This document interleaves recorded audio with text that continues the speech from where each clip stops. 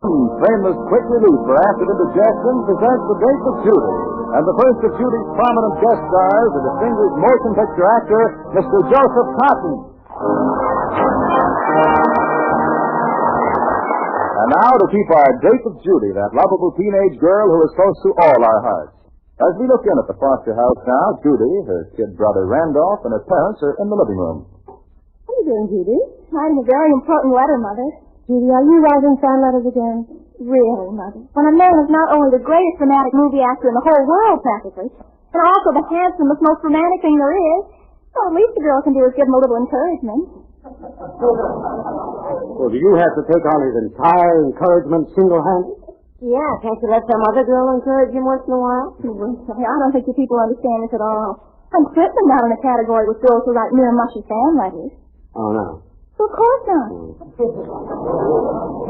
This is purely on the basis of a discussion of mutual careers. Of mutual careers? Oh, did he like you in your last picture? Really? I see this matter can't be discussed with one family. One has to forge on alone, fighting for one's ambitions, in spite of the scoffing of one's family. Yeah, I suppose that's what one has to do. I mean, one really does. Well, I finished. I'll mail it for you, Judy. Thank you, Randolph. No, I've got to tell you, someday when I'm a star in Hollywood, Tootsie Whiteman is going to be very, very sorry she used dirty politics to keep me from being vice president of my class. So, you'll excuse me, I should go up to my room.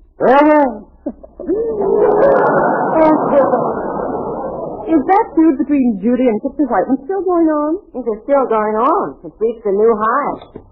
Will everybody excuse me while I make a phone call? Of course. There will be much more soothing around here when Judy leaves Hollywood behind and goes on to greater ambitions like being a school teacher. Hello. Hello, Curly. This is Randolph. Yeah, Randolph. I've got another one. You have? Yeah, take care of it for me, will you? Yeah, Randolph. Go on. Go on. Just what was that conversation about? Oh, it's a very clever and sinister plot. Huh? It's like this. Every time Judy writes a fan letter to Joseph Cotten... Oh, so that's who Judy writes fan letters to. Yeah. Well, it seems that Curly has a cousin who lives in Hollywood. And every time Judy writes a fan letter to Joseph Cotten, Curly's cousin who lives in Hollywood answers it. Is that so? Yeah. He makes out like he's Joseph Cotten. And Judy falls for the gad's hook, line, and sinker. I don't know if I like that. Why, Father, what other brother would give his sister a thrill like that? And all for free.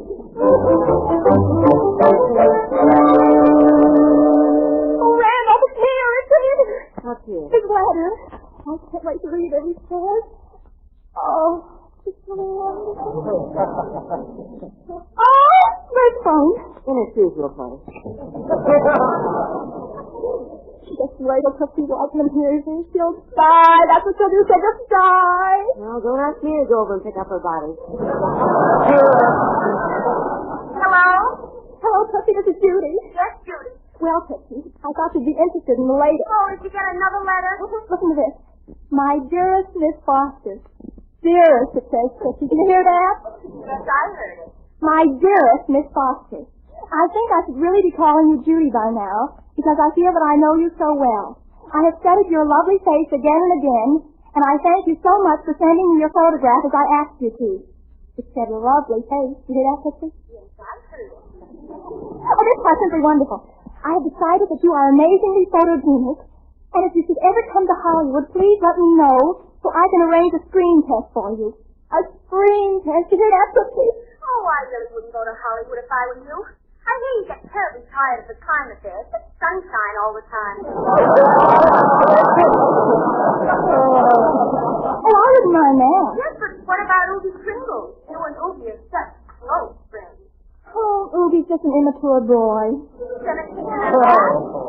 Yes, but he's so adolescent. If you don't mind, I really have to hang up. My mother's waiting for me to go to town. Oh, well, you don't want to hear the rest of the letter. Oh, that's probably just a form letter he sends out to all his fans. I think that's what they do. Form letters. So long. Well, did she run? She's green with jealousy. Saying it was just a form letter. Oh, I could feel whole waves of intense envy radiating over the telephone wires. That's nice.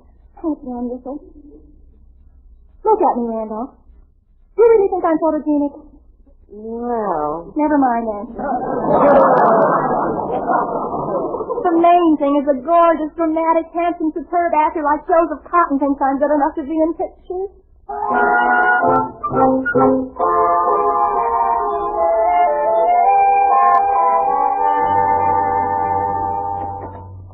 You think this one's all right, Joe? Fine, Don. As a matter of fact, the town this size has gone good. Yeah, for personal appearance touring times like these, I must say we've had mighty little trouble. Well, I'm going to unpack. Okay, I'm going to go downstairs and see if I can find a drugstore. I need a toothbrush. See you later.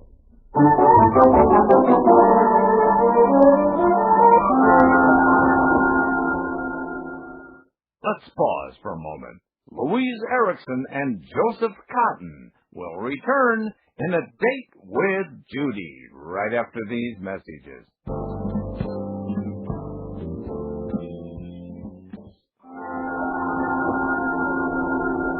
I want a box of mascara, some pancake makeup, and an eyelash curler, please. And if you don't mind, I'd like to look at... Oh, Jesus! Excuse me a minute, please. I beg your pardon. I beg yours.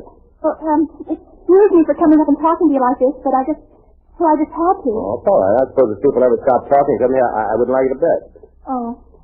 Did anybody ever tell you look like Joseph Cotten? Why, yeah. People tell me that all the time. You're just... Oh, look at that image of him.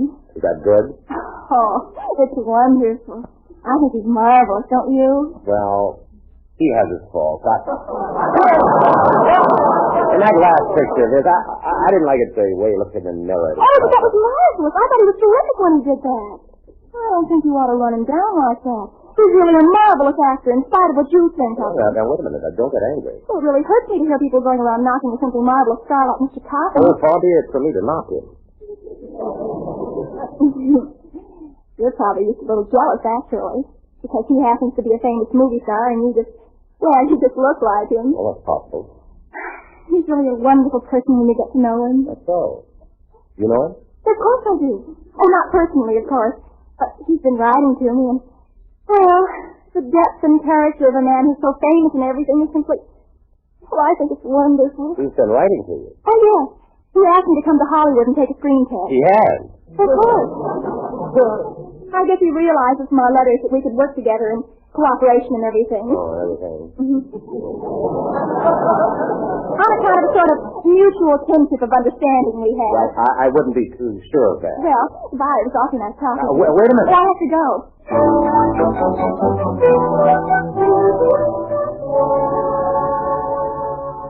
Hey, Curly. Yeah, Randolph. Did you see this in today's papers? No. Look at this. Picture and everything. Joseph Cotten to conscript blood donors. Joseph Cotten, well-known Hollywood leading man, came to town today under the auspices of the blood donor service. Yay! Double yowey. Has Judy seen this yet? Not that I know of. Oh.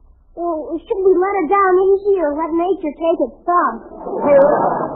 Yeah, I don't know. Well, it would be very interesting to see what happens. Uh-huh. Yeah, having some sort of a perpetual motion machine in action, it might be kind of intriguing to see where perpetual motion stops and the explosion of the atom begins. Randolph? Here comes the atom now. Was there anything else today, Randolph? Judy, would you kind of like to look over the headlines in the morning paper or anything? No, I think I'll There's a very interesting picture on the front page. There is? Well, is there anything wrong, Judy? He's in town. Oh, what was he? Well, why didn't he take it? Didn't he recognize me? That's why he has my picture. Oh, he's just been teasing me. Is he just leading me on and getting me to call up later? Oh, golly, this is amazing. I gotta figure this out. Did you think anything of her statement, Randolph? No. Can't say that I did. Very puzzling. Stimulating, though. Yes, very. But it tries to reaction of some sort there, wouldn't you say? Yes. Quite. Yes, doorbell. I'll get it. Well, hello, Ogie. Hello. Want to see Judy? No. Well, as a matter of fact, I'd like to see your parents. Well,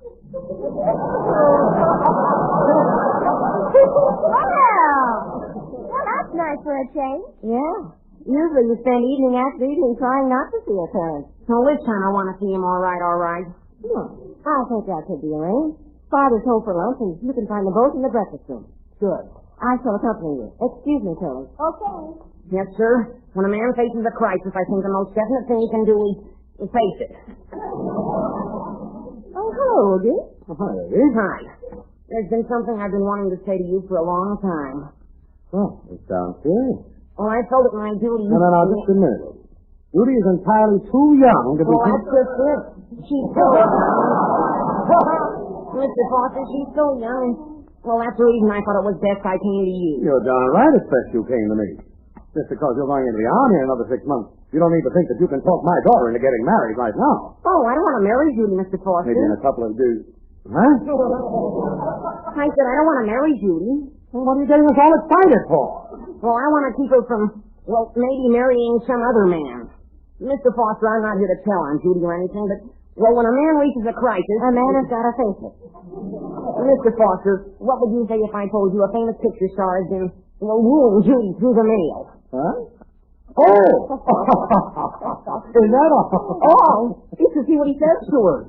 Mr. Foster, I have here a packet of letters tied in blue ribbon, all of which this fiend wrote to Judy. Where did you get those? Oh, dear. Well, Judy loaned them to Tootsie Whiteman to read, and Tootsie showed them to me.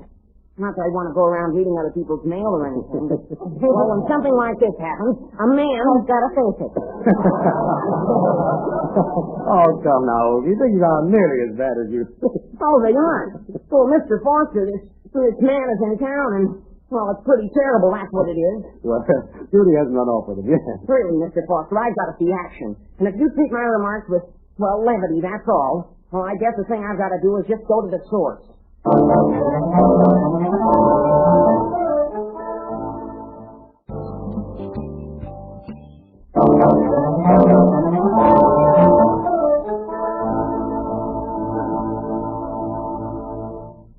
there's a boy outside wants to see. Boy? Yeah, a kid about 17. He's been prattling something about some letters he wrote to a girl. Some letters?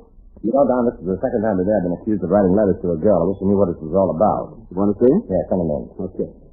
I'll write him here. Yes, sir. Hello. Oh. Anything I can do for you? Yeah, there certainly is. I mean, yeah, you certainly can. Well, just sit down. Now, let's hear all about it. Well, it's like this.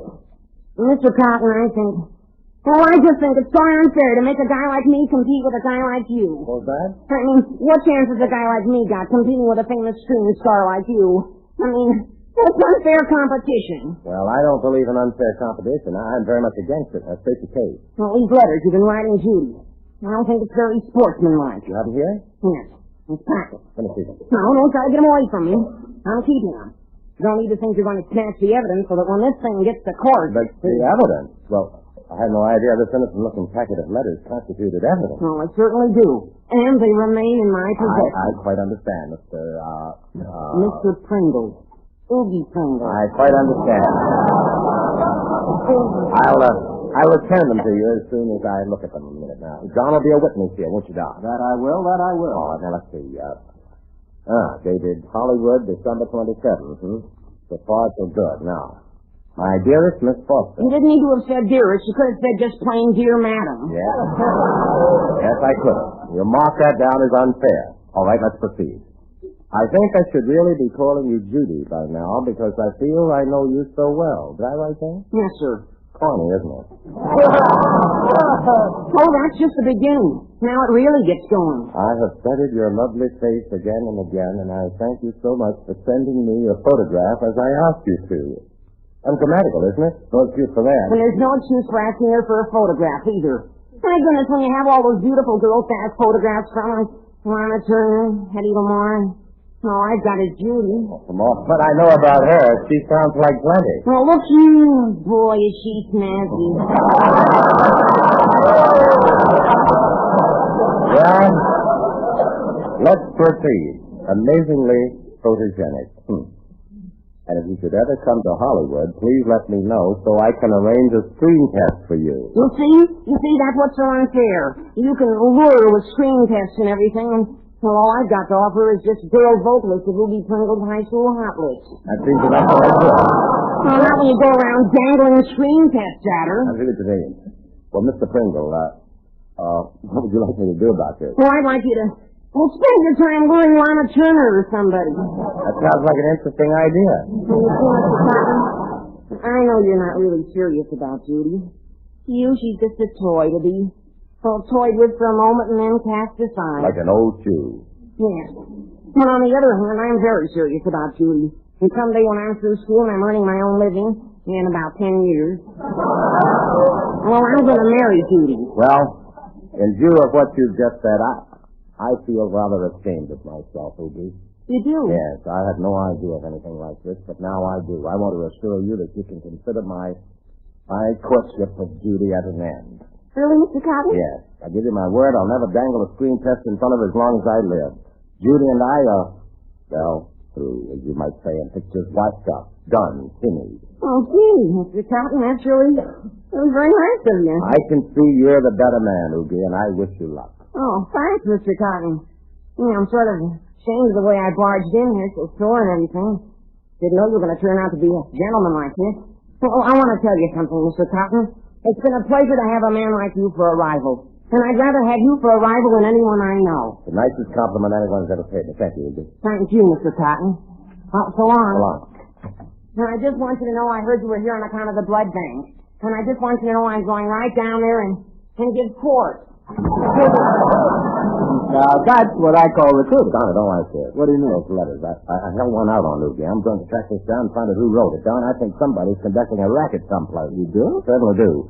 Somebody someplace is getting hold of fan letters and writing to those girls, promising them screen tests. I don't know just what his racket is, but brother, I'm going to find out.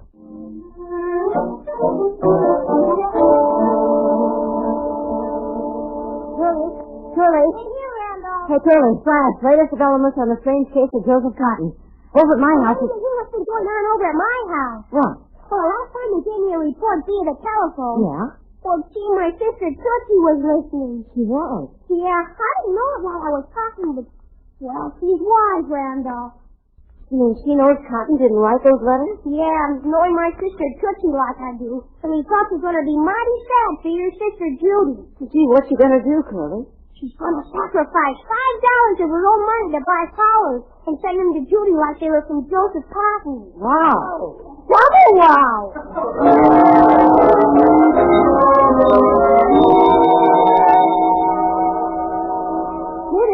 Judy, come here. Yes, Mother? Judy, look at these flowers that just came. Oh, aren't they gorgeous? Oh, they're the most exquisite things I ever saw. What are they for? They're for you. I believe it's yours. Oh, here's a card from Miss Judy. Oh, Mother. They're from Joseph Cotten. From Joseph Cotten? Oh, Mother! From Joseph... What? And look what it says. Dear Judy, accept this little token of my affection and promise you'll have a date with me tonight after my lecture at the auditorium. I'll pick you up at your house at 9:30. Signed, Joseph Cotten. Oh, I don't believe it. This is absolutely the most thrilling thing that ever happened to me. Going out with a movie star who sent me flowers. Oh, Mom! Now, wait just a minute, Judy, before you get so excited. What do I wear? Oh, but Judy... Should I go look at my evening gown or should I call Tootsie Rotten first? Well, Should I wear flowers in my hair? Well, dear, Do you think I'll look sophisticated if I wear mascara? Now, Judy. Oh, there's the doorbell. Fine, sure, I'll be glad to, Mother. Oh, hello, Tootsie. Hello, Judy. By a strange coincidence, I was just going past your house and I thought I'd drop in for a minute. Oh, I'm so glad you did, Tootsie. Just look what I've got. What? Flowers. And you'll never guess who they're from. Well, I can't imagine. Who are they from? Joseph Cotten. Well, fancy that.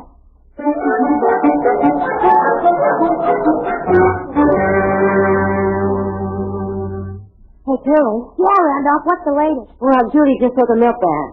Are you kidding? No, it's the truth, and Tootsie's just sitting there building up the rat trap. Randolph, I shudder for your sister Judy. So do I. Well, there's only one thing to do. When a man faces a crisis, he goes right to the source.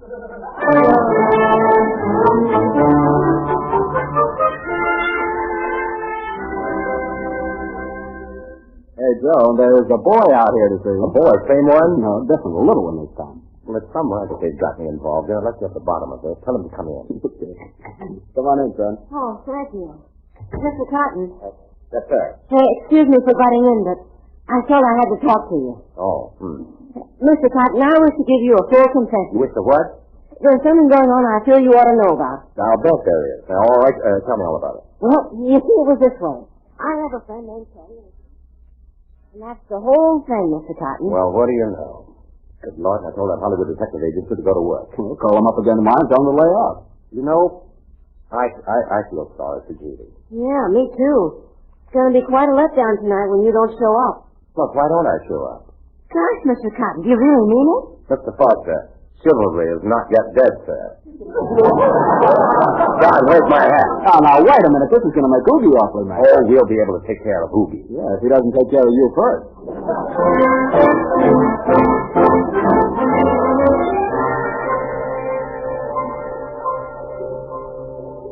Jesus, 9:33 1/2.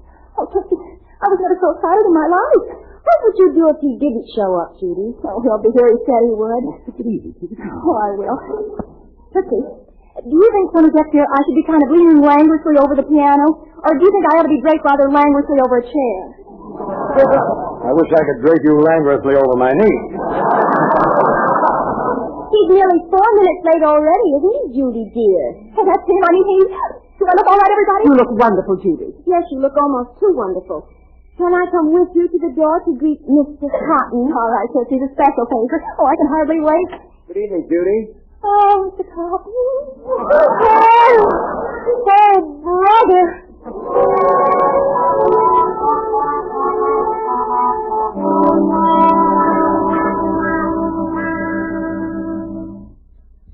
Oh, Mr. Cotten, I just never had such a wonderful evening in my whole life. Glad and good. It's been quite an experience for me, too. Would you like to come in? No. I'll say good night to you on the porch. Yes, it's much more romantic out here, isn't it? Yes. And speaking of romance, Judy, there's one more thing I wish you'd let me say. Oh, Mr. Cotten, I'm terribly young, I guess, even though I'm much older than I look. But if you'd be willing to wait until I finish high school... Oh, I'm not. That's not exactly what I mean, Judy. The kind of romance I want to talk to you about is, the kind of romance that exists between you and the boy, rather a man of your own age. You mean... Yes, Anna.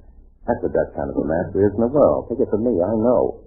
You don't need Hollywood. You've got everything right here in this beautiful town. You don't need make-believe either. You've got the real thing if you only knew it. And someone like... What's the name of that boy you're telling me about? Oogie? Yeah, that's it. Oogie. You know, Judy, he sounds like such a fine boy. You take it over, will you? I will, Mr. Cotten. Oh, I'll take it night now. It's a real pleasure knowing you, Judy. Oh, Mr. Cotten, it was beautiful knowing you. Night. Night, Mr. Cotten. Mr. Cotten, it's me, Oogie. Oh, hello. I waited in the bushes like you told me to, and I heard what you told Judy. You did? Yeah. Oh, I want to thank you, Mr. Cotten. Oh, thank you, Oogie. Gee, it isn't every guy in the world who can have a famous movie star to do his wooing for him. But Oogie, isn't every movie star who can have a man like you for a rival?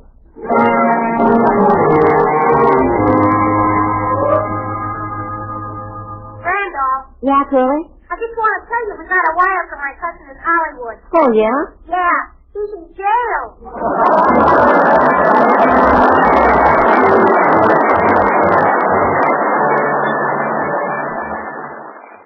And that Copyright Golden Movie.